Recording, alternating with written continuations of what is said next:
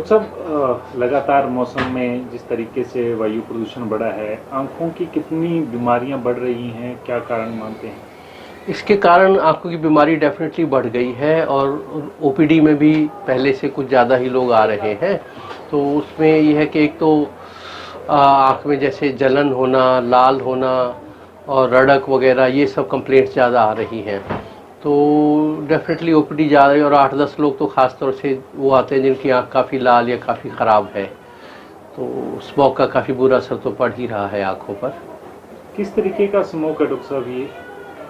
वही है, सारा पराली जलाने से भी हो गया, पटाखे से भी हो गया, और इतने सारे वाहन हो रहे हैं तो इन वाहनों के कारण भी होता है। तो ये है भी, जहाँ तक हो सके हम पब्लिक को भी इसके लिए जागरूक होना पड़ेगा और सरकार की तरफ से भी प्रयास करने पड़ेंगे, तभी काम चल पाएगा। ना अकेले सरकार से चाहे कुछ हो सकता है और ना ही अकेले पब्लिक के चाहे हो सकता है। जब दोनों मिल के काम करेंगे तभी बात बनेगी। और विशेषकर जैसे वाहन है तो इनके लिए भी, और एक पोल्यूशन का एमिशन स्टेटस जो है वो सही होना चाहिए। डॉक्टर साहब, बचाव के लिए घरेलू उपाय क्या किए जाएं जिससे एक कम तो से कम? जैसे खास तौर से कोई टू व्हीलर चलाते हैं तो बिना चश्मे के ना चलाएं, क्योंकि धूल मिट्टी प्रदूषण हर चीज़ जाकर उसमें ज़्यादा असर करती है यदि आप टू व्हीलर बिना चश्मे के चलाते हैं तो। सेकेंडली, जब भी बाहर से घर आए तो आते ही आंखों को धो लें, ताकि जो प्रदूषण के जो कण वगैरह आँख में, पलक के बालों में लगे हुए हैं वो धुल जाएं और आप पे बुरा असर ना करें।